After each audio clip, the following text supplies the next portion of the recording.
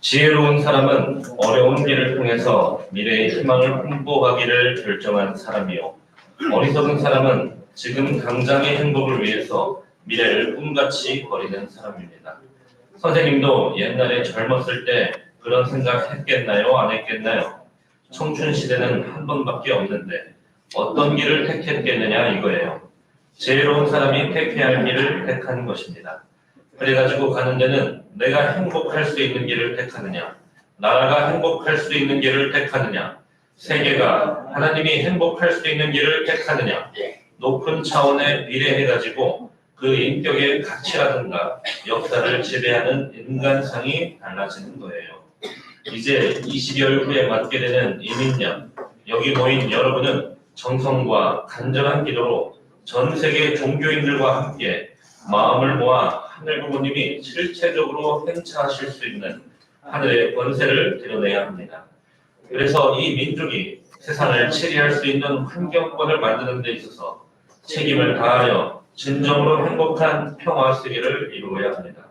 오늘 여러분 모두가 여러분 일생은 물론 역사에 한 번밖에 없는 이때 하늘이 축복한 이 황금기에 여러분이 책임을 하였다. 하늘의 축복과 가호가 여러분 가정과 나라와 세계에 차고 넘쳤다. 하늘 부모님의 참다운 자녀들이었다 하는 명예로운 기록을 남기는 순간이야말로 여러분에게 잊지 못할 영원한 축복인 것을 알아주기 바랍니다. 네, 시청 여러분 안녕하십니까? 네, 반갑습니다. 먼저 선일국 전통에 따라 좌우, 앞뒤, 양옆으로 인사 나누시겠습니다.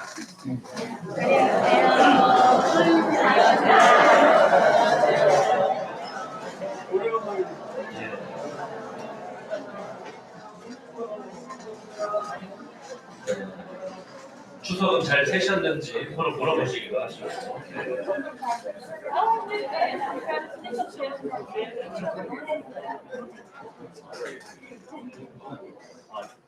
네, 오늘 예배에 참석하시는 많은 분들께 진심으로 환영의 말씀을 올립니다.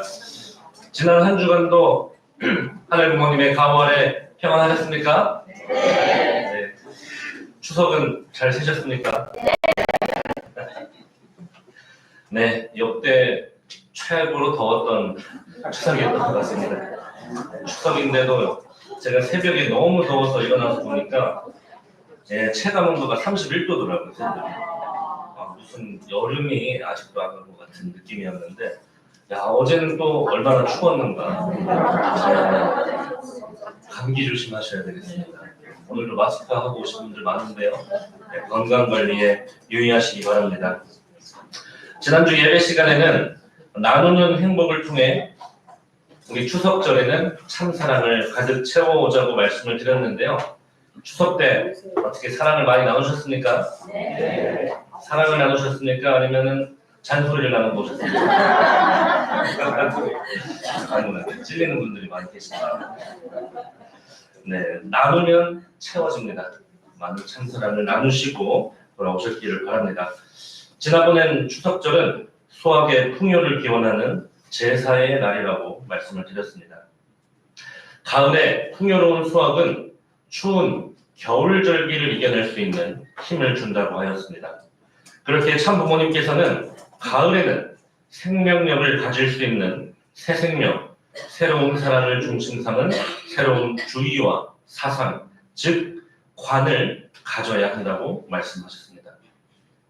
그렇게 가을에 드리는 우리의 예배는 생명력을 가질 수 있는 제사라고 할 수 있겠습니다. 예배를 통해 얻을 수 있는 수확은 바로 새로운 관입니다.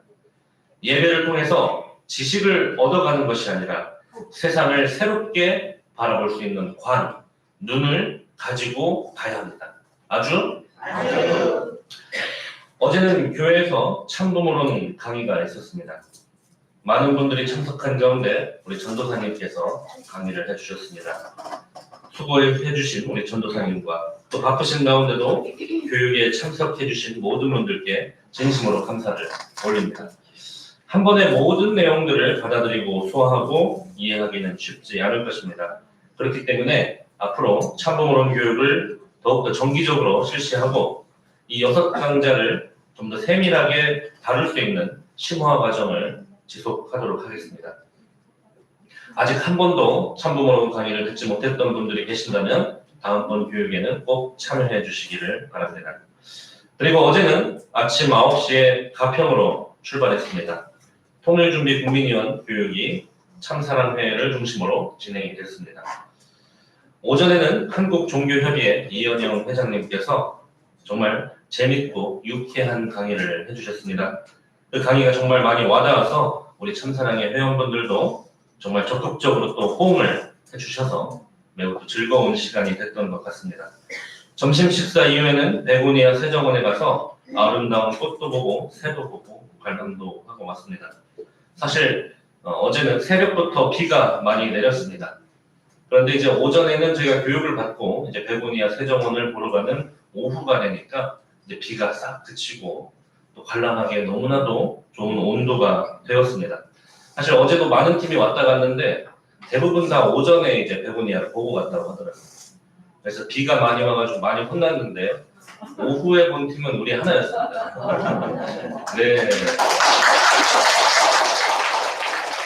너무나도 은혜로운 시간이었습니다. 그래서 저는 이제 사실 베고니아를 오늘 생각 한 7번 간 것 같은데 제가 이제 검독수리 공연은 처음 봤습니다. 어제는 참 좋은 시간이었습니다. 네, 그리고 돌아오는 길에는 천원단지를 가볍게 버스 안에서 투어를 좀 하고 왔습니다. 여기저기 다 소개를 좀 드리고 근본 그리고 돌아오는 길에는 정말 신기하게도 차가 하나도 안 막혀가지고 전 참부모론 강의가 끝나기 전에 복귀가 가능했습니다.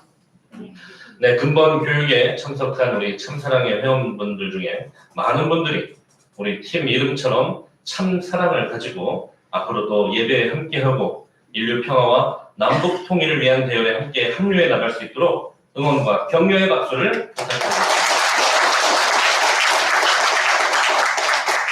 네, 오늘 시간 우리 식구님들과 나눌 주제는 진정한 행복을 찾아서입니다. 저는 고등학교 시절에 전주 해성고등학교라는 학교를 다녔습니다. 전주 해성고등학교는 전국의 해성고등학교라는 이름을 가진 학교는 천주교 재단입니다. 그다음에 이제 성심여고라고 하는 성심여중, 성심재단도 마찬가지로 같은 천주교 재단입니다. 3년 동안 천주교 학교를 다녔습니다. 이제 다니게 되면 미션 스쿨이다 보니까 한 달에 한 번씩은 미사에 꼭 참여를 해야 됩니다. 3년 동안 천주교 신앙에 대해서 또 배울 수 있는 시간이 됐습니다. 그리고 제가 이제 대학생 때는 대학교 친구가 불교 신앙을 해서 종종 절에 따라다니기도 했습니다. 그리고 이제 모든 남자들은 군대에 들어가게 되면 종교 생활을 하게 됩니다. 왜냐하면 종교 생활을 하게 되면 간식이 나오기 때문에. 특히 훈련소에서는 그래서 군대 밥밖에 안 먹다가 이 세례를 받게 되면은 롯데리아에서 햄버거를 네, 정말 이제 싸제 입맛에 목마른 우리 사람들에게 롯데리아 햄버거는 마약과도 같았습니다. 다들 홀린 듯이 신앙을 다들 개종하면서 세례를 받으러 갑니다. 어디선가 또 다음 주 기독교 예배 때는 무슨 간식이 나오는가 또 이런 소문들이 제일 먼저 나오고 홀린 듯이 참여하게 됩니다. 세례를 하는 그 기독교 예배에는 모든 자리가 가득 차 있습니다. 평소에는 초코파이를 주는데 그때는 햄버거를 줘서 가득 찼습니다. 그런데 다음 주에 가보니까 천주교에서는 몽쉐를 줬다는 소문이 나는 겁니다. 그래서 천주교도 한번 가봤습니다. 또 그렇게 다니다가 또 불교에서는 꽈배기를 준다는 거예요. 그래서 또 그 유혹을 이기지 못하고 매주 신앙을 바꿨습니다. 근데 그때 불교 설법을 들으면서 들었던 말씀이 아직도 굉장히 기억에 강하게 남아있습니다. 그때 스님께서는 저도 참 특이했는데 머리가 긴 스님이었습니다. 그래서 속으로 파괴 스님인가 보다 이러고 있었는데 그 스님이 이제 그때 해주셨던 말씀이 뭐였냐면 행복은 찾아 나설 대상이 아니라 느낄 수 있는 능력이다라는 이야기를 주셨습니다. 저는 그 말이 왠지 그 말을 듣자마자 뒤통수를 맞은 것 같은 충격에 빠졌습니다. 지금까지 나는 행복하기 위해서 무언가를 달성하려고만 했었던 것 같습니다. 무언가를 이루고 무언가를 달성할 때만이 찾아오는 것이 그 성취감을 통한 행복이라고 생각을 했습니다. 지금 내가 누리고 있는 모든 것들에 대해서 감사함을 느낄 줄 알고 행복감을 느낄 수 있는 능력이 나에게는 부족한 것이었구나 하는 것이었습니다. 그 이후 저는 내가 가진 것들이 당연한 것들이 아니라고 하는 생각을 할 수 있게 되었고, 그로 인해 내게 주어진 것에 만족하며 살아가는 사람이 되기 위해 노력했습니다. 그러나 부족했던 저는 주어진 꽈배기에 만족하지 못하고 몽쉘을 먹으러 공중 외도를 했습니다. 한때는 저는 그 말이 정말 맞는 말이라고 생각을 했습니다. 그리고 그 시절로부터 약 12년이 지난 지금은 과연 나는 얼마나 행복한가 하면서 생각을 해보게 됩니다. 사랑하는 성북대교회 식구님 여러분, 혹시 행복하게 살고 계십니까? 네. 어떤 질문을 해도 네라고 대답하실 것 같으니까. 네, 행복하냐는 질문을 해보게 되면은 사실 우선은 고개를 좀 갸우뚱하게 되는 것 같습니다. 내가 과연 진짜 지금 행복한가? 행복감을 느끼고 있나? 혹은 행복한 상태인가? 아니면 행복한 삶을 살아가고 있는가라는 생각을 해보게 됩니다.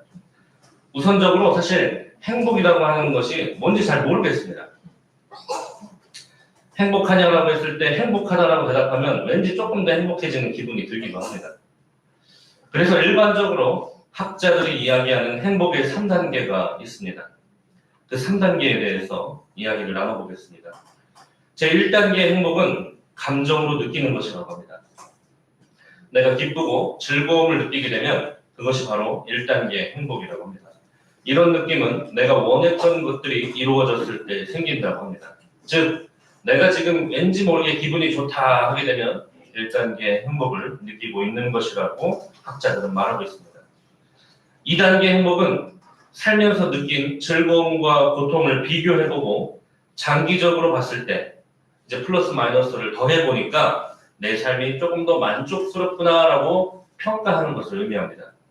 이것은 그저 느낌으로만 느끼는 행복이 아니라 그 느낌과 고통의 합을 더해보니 판단이 들어가게 되어서 내 스스로 행복하구나라고 판단하게 되는 것을 의미한다고 말합니다. 이는 흡족함, 만족함과도 같은 의미라고 말하고 있습니다. 제3단계 행복은 자신의 진정한 잠재력을 실현하는 삶을 의미합니다. 행복이 즐거움과 함께 가치 있는 의미를 포함하게 될 때 행복은 더욱 견고해지고 뚜렷해진다고 합니다.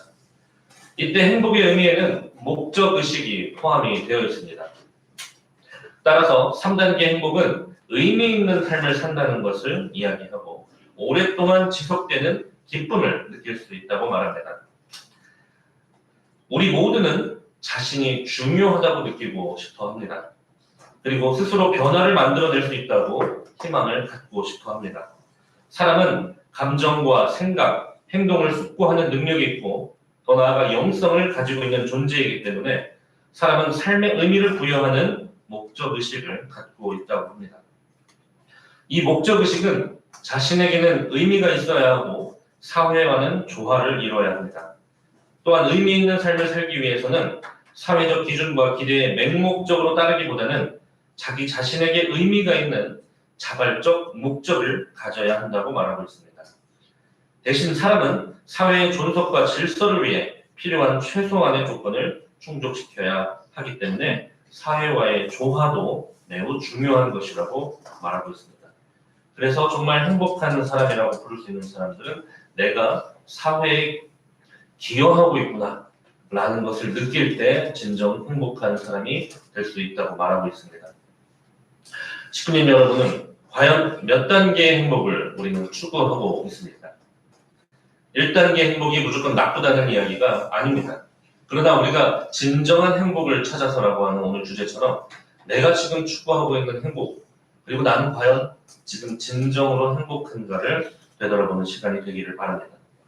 어쩌면 우리는 1단계에 머무르는 사람들도 많을 것입니다. 그저 내가 지금 기분 좋은 것들만 찾고 있는지는 모릅니다. 1단계 행복에 머무르게 되면 일희일비하게 됩니다. 지금의 내가 기쁨, 그리고 지금의 내가 고통스러움, 그 하나하나에 울고 웃게 됩니다. 2단계에 머무르는 사람은 내 삶은 이대로 만족스럽다고 살아가는 것을 이야기하고 있습니다. 내가 주어진 것에 행복감을 느끼고 만족하며 살아가는 단계를 이야기하는 것입니다. 그래서 2단계 행복을 추구할 때는 나의 만족감이기 때문에 내가 원하는 것을 줄이는 방향으로 가더라도 내가 더욱더 행복해질 수 있다고 믿는 것입니다. 앞서 말씀드린 제가 불교 설법에서 느꼈던 그 말씀이 저에게는 2단계라고 느껴졌습니다. 3단계 행복을 추구하는 사람은 나에게 주어진 내 모든 것을 동원해서 의미 있는 삶을 살아가려고 하는 것입니다. 우리는 보통 1단계, 2단계에 머무르고 있지만 어느 순간에 공허함과 허무함을 마주하게 됩니다. 왜냐? 결국 추구했던 모든 것들이 죽음을 앞두고는 무슨 의미가 있냐는 생각을 하게 됩니다. 그러한 물음의 가치에 답을 찾지 못한다면 나는 공허해지게 됩니다. 삶에 무슨 의미가 있냐는 생각을 하게 되고 결국 그 결과 대한민국 국민들은 인생의 갈피를 잡지 못하고 저출산으로 또 자살률 증대로 그 결론을 가져왔습니다. 올해 초에 1월부터 3월까지 작년 대비 자살률이 급증했습니다. 그래서 한국자살예방협회에서는 정부에다가 대처를 촉구했습니다.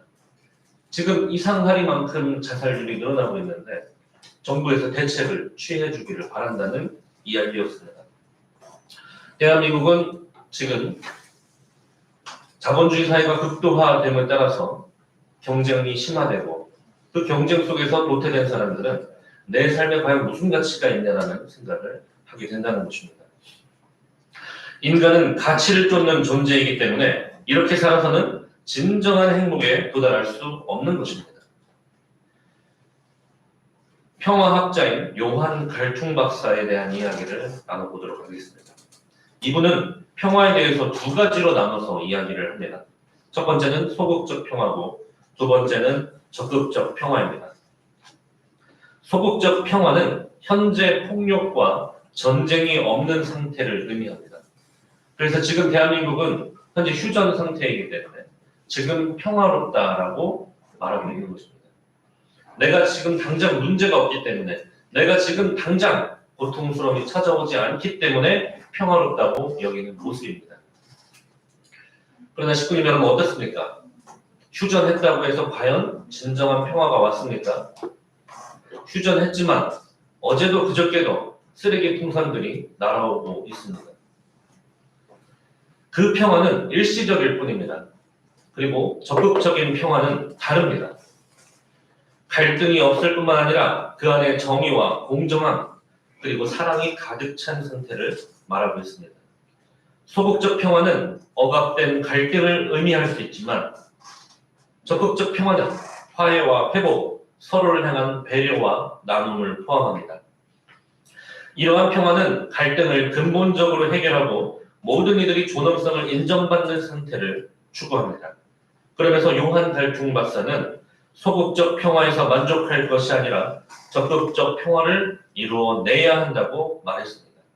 실제로 대한민국은 그러한 모습을 마주하고 있습니다.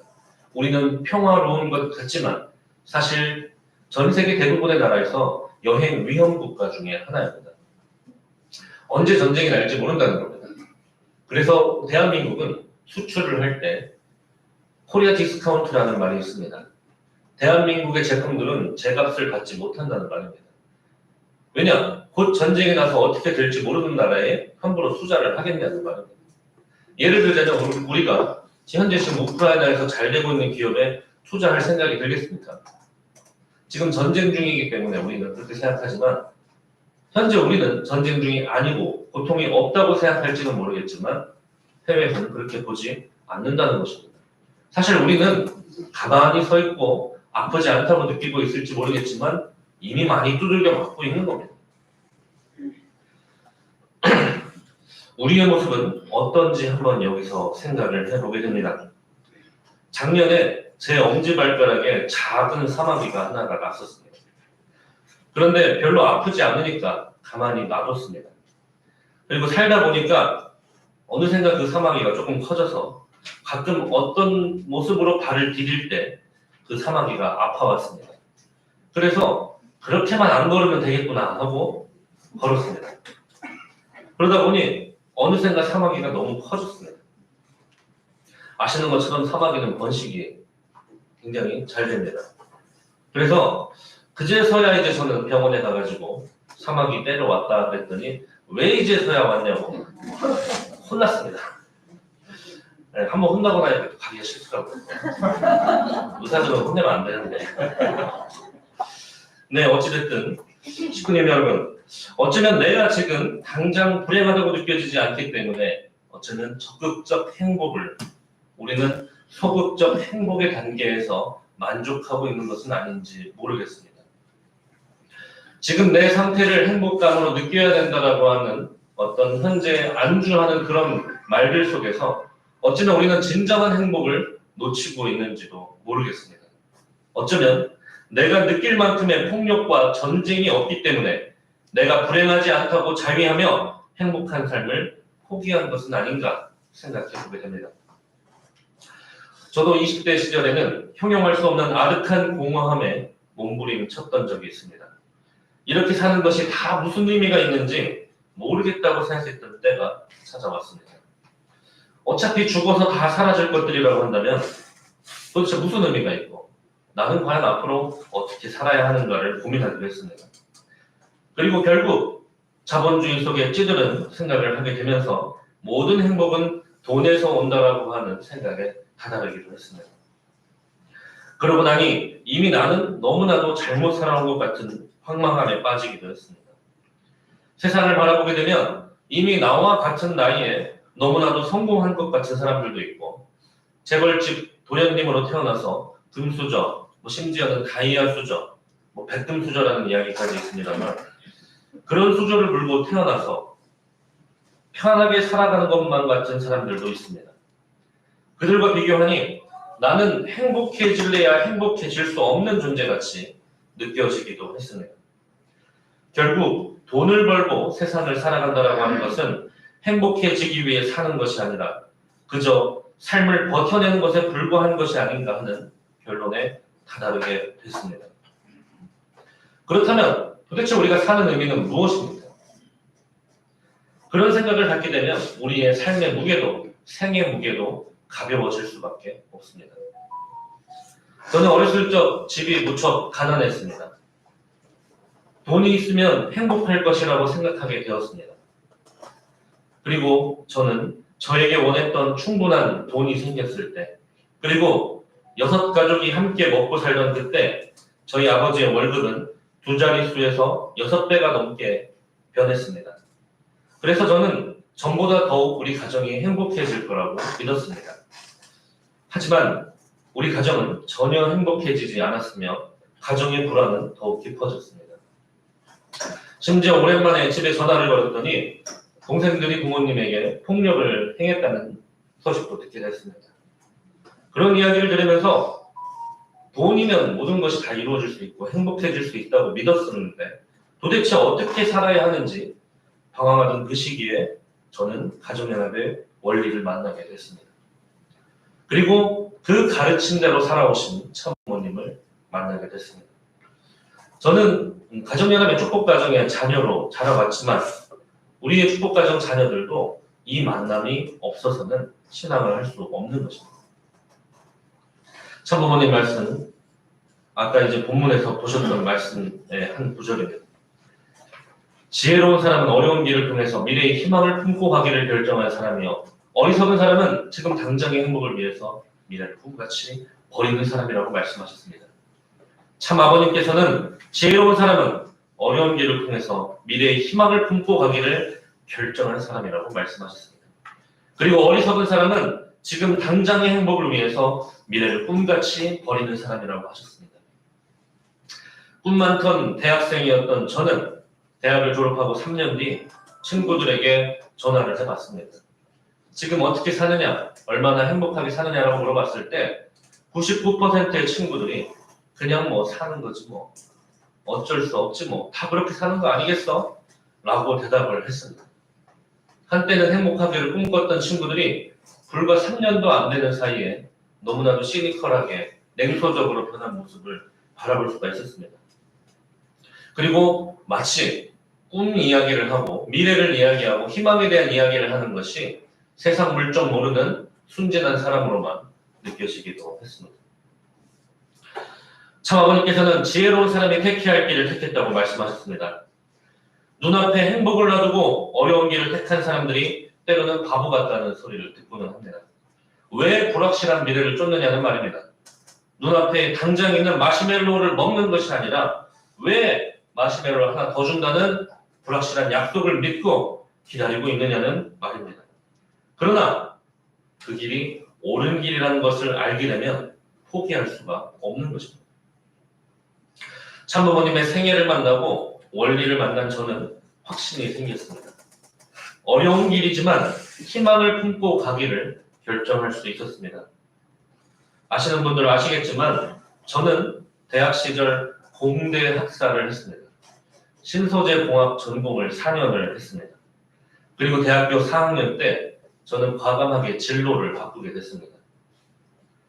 4년 동안 전공했던 것을 내려놓고 새로운 진로를 결정하게 됐습니다. 그 결정은 결코 쉬운 결정이 아니었습니다. 그렇지만 저는 이 길이 나의 오랜 방황과 고민을 끝마쳐주는 길이기 때문에 또 내가 진정으로 행복할 수 있는 길이라는 확신을 가졌기 때문에 내 높은 차원의 행복을 쫓고자 공직의 길을 선택했습니다. 그리고 지금도 그러한 선택을 한 것에 대한 후회는 단 한 번도 한 적이 없습니다. 성북대교회 주민 여러분, 우리는 남북 통일을 이야기하고 있습니다. 교회에 모여서 남북 통일을 자꾸 이야기하고 있고 별다른 찬송으로 매일매일 통일의 노래를 부르고 있습니다.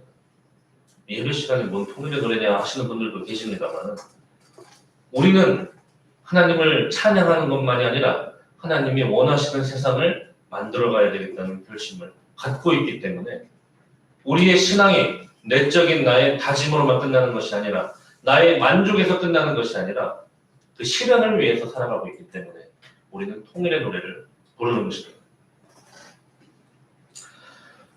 그리고 세계 평화를 이야기하고 있습니다. 그리고 그 출발은 가정에서부터라고 말하고 있습니다. 그렇기 때문에 우리 교회의 본 명칭이 세계 평화 통일 가정연합인 것입니다. 세계 평화는 통일에서부터 옵니다. 그것이 어디에서부터? 가정에서부터입니다. 그렇기 때문에 우리는 세계 평화 통일 가정연합인 것입니다. 바보 같아 보이는 사람들일지도 모르겠습니다. 어려운 길을 통해서 미래의 희망을 품고 가는 지혜로운 선택을 했다고 저는 믿습니다. 맞죠. 눈앞에 존재하는 1단계, 2단계 행복에 머무르는 것이 아니라 순간의 쾌락, 기쁨에 머무르는 것이 아니라 진정으로 지금 이 사회의 모든 문제들을 해결해 나가고 3단계 행복을 추구하기 위해서 우리는 나와 너, 그 다름을 인정하지 않고 받아들이지 못하며 하나 되지 못하는 그 문제부터 해결해야 됩니다. 그렇기 때문에 우리는 1, 2단계 행복을 넘어선 고차원적인 행복을 추구하기 때문에 남북 통일을 외치고 세계 평화를 외치는 것입니다. 나만의 행복만 추구했다라고 한다면 남북 통일을 외칠 이유가 없습니다. 굉장히 피곤하고 귀찮은 일입니다. 우리를 싫어하는 것 같은, 심지어 엊그저께는 지난주에는 그런 뉴스가 떴습니다. 김정은이 북한에 있는 모든 학교에 있는 교과에서 통일과 삼천리라는 말을 빼라고 했답니다. 그렇게 우리를 싫어하는 사람과 우리는 통일을 하자고 이야기를 하고 있습니다. 얼마나 바보 같은 일을 우리는 하고 있습니다. 그러나 이 문제가 해결되지 않고는 지금 대한민국에 처해져 있는 코리아 디스카운트 와도 같은 지금 우리가 모르는 사이에 두들겨 맞고 있는 것들을 해결해 나갈 수가 없기 때문에 바보같이도 그런 일들을 하기 위해서 애쓰고 있습니다. 내가 아무리 행복한다고 한들 내가 살아가고 있는 바로 옆집에 매일같이 접시 깨지는 소리가 나고 매일같이 고함 소리가 나고 매일같이 부부싸움을 하게 된다면 과연 내가 지금 행복하다고 말할 수 있겠습니까? 마찬가지입니다. 우리 가정이, 우리 집이, 우리 아파트가, 우리 마을이 행복하다고 한들 우리 옆 마을이 화재가 나서 다 불에 탄다면 우리는 행복할 수 있겠습니까? 조금 더 나가서 우리가 서울이 정말 잘 되는 도시가 되고 행복하다고 한들 지금 시골은 또 어떻습니까?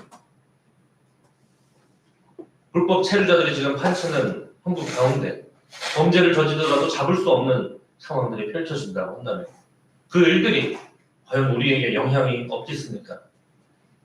더 나아가서 대한민국이 잘 산다고 하더라도 북한의 어려움이 터지고 지금 만약에 김정은의 저 곤고한 체제가 만약에 무너지게 된다고 한번 상상해 보십시오.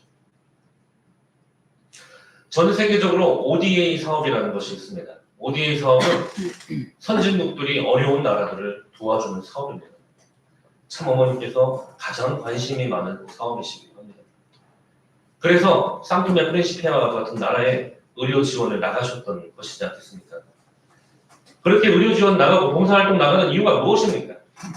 그 나라가 나라로서의 명맥을 유지할 수 있게 도와주는 겁니다. 왜냐하면 그 나라가 무너지게 될 경우에 그 나라로 인해 생긴 난민들은 주변에 퍼지게 되고 시리아 난민 사태처럼 전 세계에 퍼진 난민들은 그 나라의 붕괴를 가져오기도 합니다. 난민을 가장 적극적으로 수용했던 스웨덴은 지금 최악의 범죄 국가가 되었다고 합니다. 사랑의 마음으로 난민들을 수용하려고 했지만 그 난민들의 자녀들은 왜 기존의 스웨덴 자녀들하고 우리가 차별을 받아야 되냐라고 하면서 쿠데타를 일으키고 있습니다. 그래서 스웨덴은 어느샌가 최악의 범죄 국가가 된 형국입니다.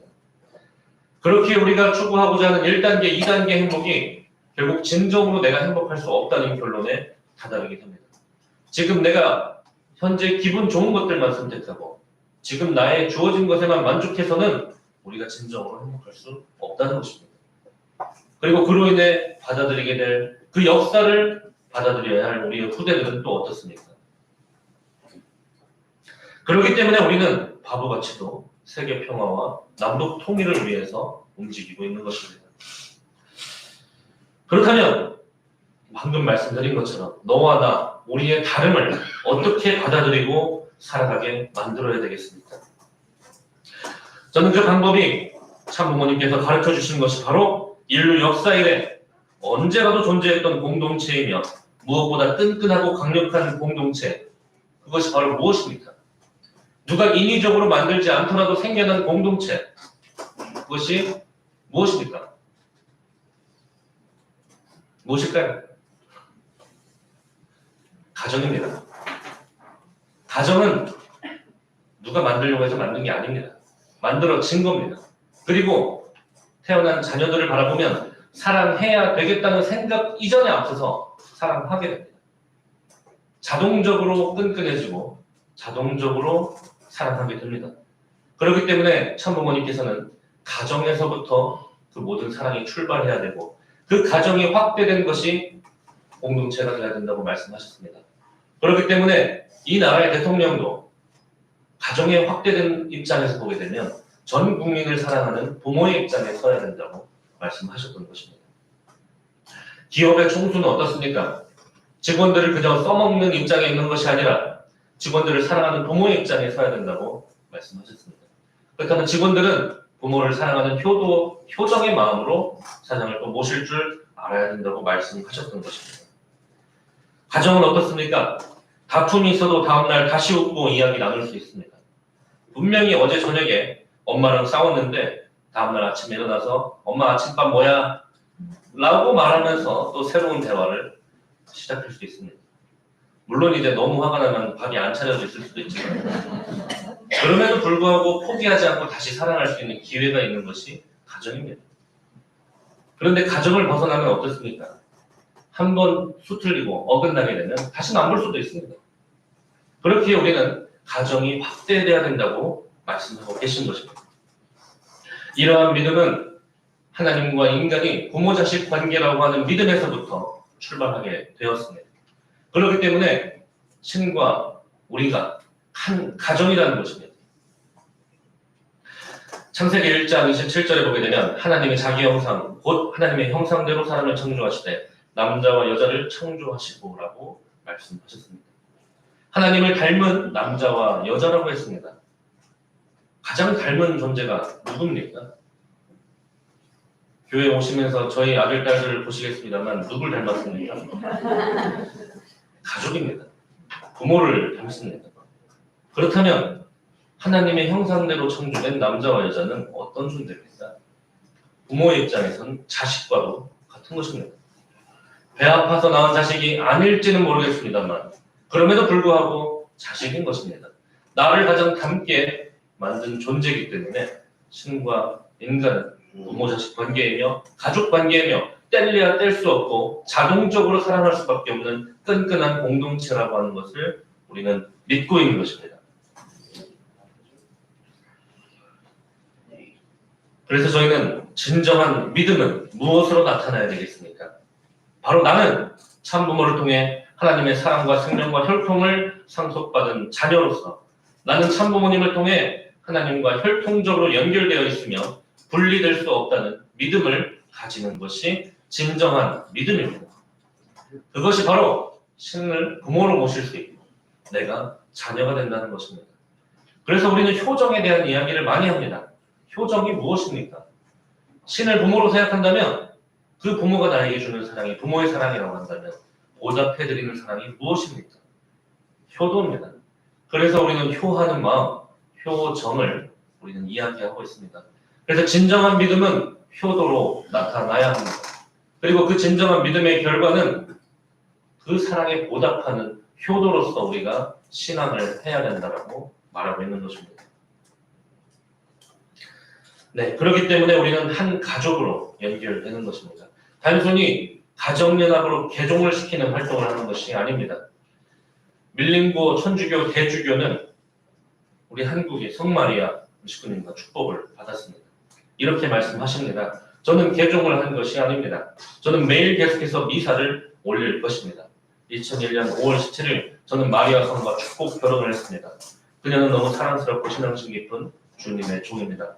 제가 이렇게 누구도 예상하지 못한 때로 저희 가슴 깊이 번뇌하게 했던 담대한 결정을 내릴 수 있었던 것은 오직 예수님의 명령과 문성령 목사님 내외의 조언과 지지 때문이라고 말씀드렸습니다. 이렇게 축복을 통해 우리는 하나의 부모를 모시는 형제 자매가 되는 것입니다. 가장 끈끈한 공동체가 가족 공동체로 확대되어서 축복을 통해 우리는 한 형제 자매가 될 수 있는 것입니다.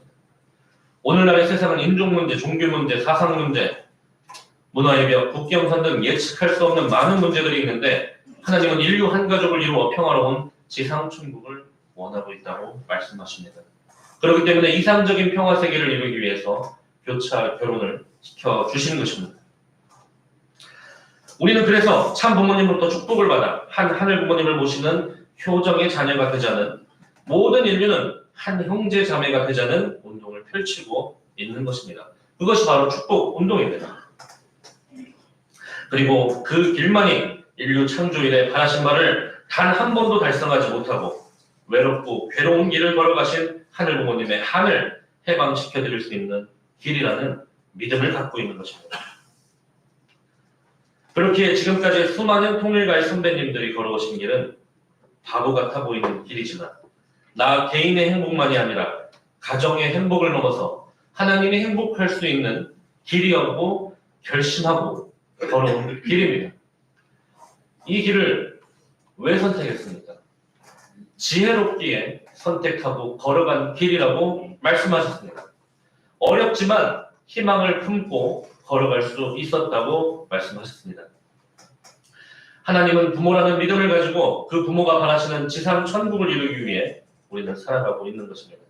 그렇기에 국경, 종교, 인종, 문화를 초월해서 가정을 이루고 하늘의 혈통인 축복 가정의 자녀를 낳고 살아가는 것입니다. 그래서 평화의 상징인 넬슨 만델라도 이 넬슨 만델라의 장손인 만델라도 참 어머님을 새로운 희망과 비전을 주는 한학자 총재는 넬슨 만델라가 그랬듯이 이 시대의 평화의 아이콘이라고 증거할 수 있었던 것입니다. 이로 인해 아프리카의 대축제와도 같은 만델라의 날을 가정연합과 함께 주관해서 주최하기도 했던 것입니다. 결국 그러한 축복 결혼을 통해서 우리는 가정의 가치를 바로 세우고 가정의 질서를 바로 세움으로 말미암아 이 가정의 확대체, 전 세계가 바로 가정으로 똘똘 뭉친 하나님 안에 인류 한 가족의 그 혈통을 이어나가자는 운동을 하고 있는 것입니다. 물론 아직까지 100% 완전한 극복을 하고 있지는 못할지도 모르겠습니다. 그러나 원수와 원수의 나라였던 한국과 일본이 원수를 사랑하라는 예수님의 가르침을 넘어서서 원수와 함께 살으라는 고차원적인 가르침을 따르고 살아가고 있는 것입니다. 모든 국경, 종교, 인종, 문화를 초월한 가정을 만들어낸 것입니다. 사람과 사람, 나라와 나라, 그 모든 것을 가르는 벽은 하나님에게는 아무 의미가 없는 것입니다. 그렇기 때문에 우리는 국적을 넘어서 결혼을 했습니다. 그리고 많은 분들은 일부러라도 원수의 나라와 축복을 받았습니다. 역사의 원한을 풀고 평화의 세계로 나아가고자 하는 바람이었습니다. 여러분 한번 상상해 보십시오. 우크라이나 러시아 전쟁을 하고 있는데 우크라이나 러시아 부부가 많았더라면 전쟁이 일어났겠습니까? 우크라이나 러시아 가정에서 태어난 자녀들이 많았더라면 우크라이나 러시아는 함부로 전쟁을 할 수 있었겠습니까? 이스라엘과 팔레스타인의 가정의 자녀들이 많았더라면 지금과 같은 전쟁을 계속할 수 있었겠습니까? 실제로 국제 가정의 자녀들은 어떻습니까? 지금 교회를 나오지 않거나 신앙을 안 할지는 몰라도 부모의 나라를 미워할래야 미워할 수 없는 혈통이 태어난 것입니다. 한일 가정에서 태어난 자녀들은 한국과 일본을 아버지의 나라와 어머니의 나라로 믿으며 내가 원하지 않더라도 이미 자동적으로 사랑할 수 있는 나라가 되는 것입니다. 이러한 가르침은 참 아버님께서는 이렇게 7번 섞이면 세계 평화가 온다고까지도 말씀하셨던 것입니다. 2의 7승이면 나라가 몇 개입니까? 저희 사모의 오빠 되시는 분은 일한 가정의 자녀이면서 필리핀, 브라질 가정을 만나서 축복을 받았습니다. 그러면 그 자녀들은 4개의 나라를 할아버지의 나라, 할머니의 나라, 외할아버지의 나라, 외할머니의 나라로 자동적으로 사랑하게 되는 혈통이 탄생하는 것입니다. 그렇게 이 축복 운동이 평화 운동이 아니고서 무엇이겠습니까? 맞습니까? 네.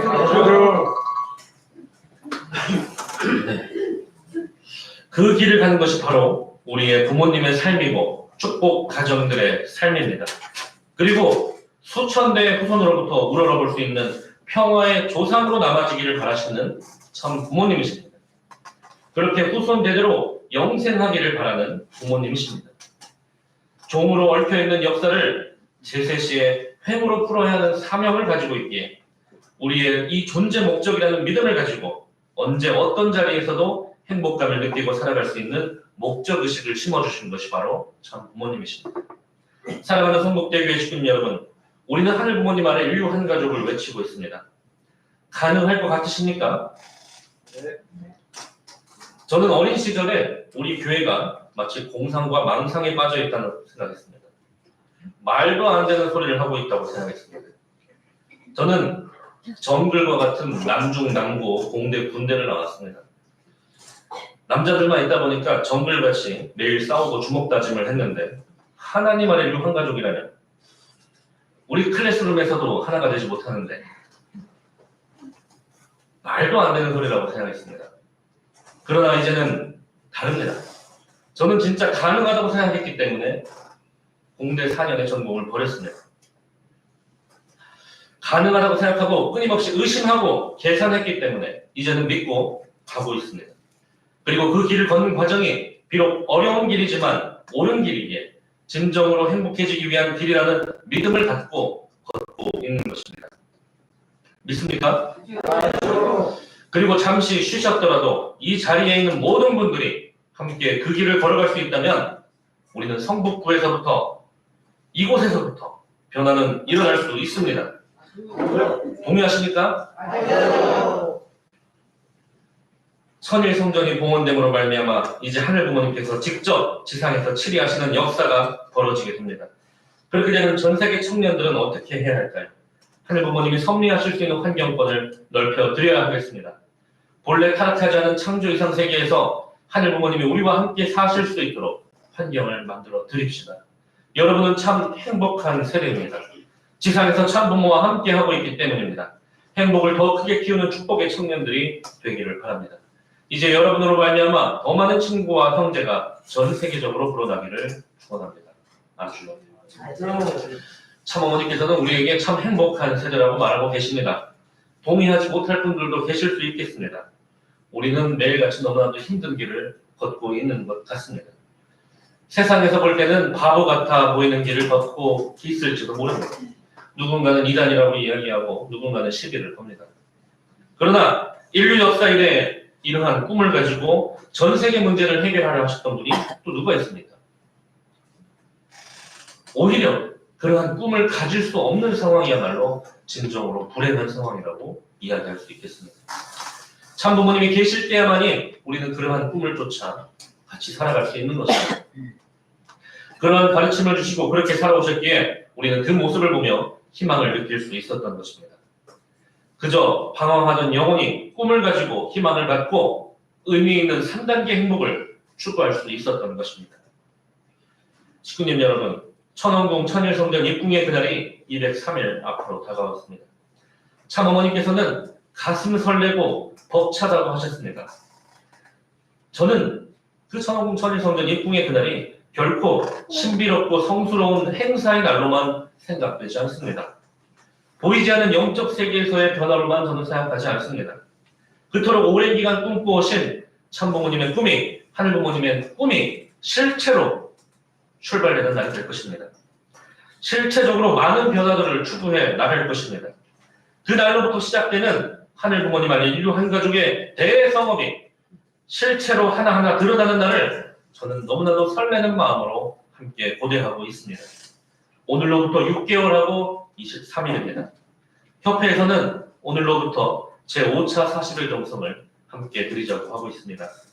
이것은 믿음의 영역이 아니라 우리 모두 인류의 꿈이고 그 꿈은 현실이 될 것입니다. 믿습니까?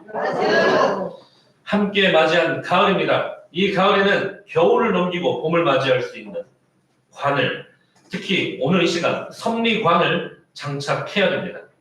왜 우리가 그토록 많은 활동을 하고 왜 그렇게 많은 이들을 축복의 대열에 동참시켰으며 왜 앞으로도 많은 이들이 축복의 대열에 동참하기를 바라는지, 그것이 진정으로 우리가 행복해질 수 있는 길이라는 믿음 때문에 우리는 그러한 활동을 해나가는 것이고 바보 같은 길에 희망을 품고 전진하는 우리가 되어야 될 것입니다. 앞으로 남은 7개월 동안 함께해서 진정으로 행복한 세대라는 것이 증명되는 우리가 되어야 되겠습니다. 하늘 부모님의 하늘 해방 석방시켜드리는 재단이 되어야 되겠습니다. 3단계 행복을 이뤄낸 참 사랑의 향기가 가득 차서 넘치고 흐르는 이 재단, 하늘이 자랑스러워하는 재단이 될 것입니다. 이번 주도 새로운 생명력을 갖는 결심과 결단을 하십시오. 늦지 않았습니다. 소극적 행복에서 적극적 행복을 찾아 성취합시다. 그렇게 진정으로 행복한 평화 세계를 이루어내고만은 역군이 됩시다. 하늘이 축복한 이 황금기에 우리가 책임을 하였다. 그들이 정말 하늘 부모님의 참다운 자녀들이었다 하는 명예로운 기록을 남길 수 있는 영원한 축복받는 살아 숨쉬는 성북 대교회로 만들어 봅시다. 같이 함께 하시겠습니까?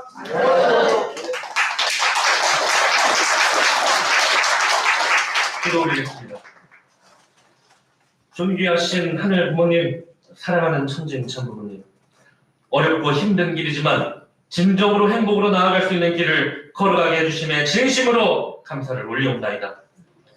가을을 맞이한 저희는 상속해주신 섭리관을 가지고 하늘 섭리와 인간 섭리의 마지막에 도달한 이 시기에 진정으로 하늘 부모님과 함께 살아가는 시대를 준비하기 위해 이 재단 가득 채우는 성북 대교회가 될 수 있도록 역사하여 주시옵소서.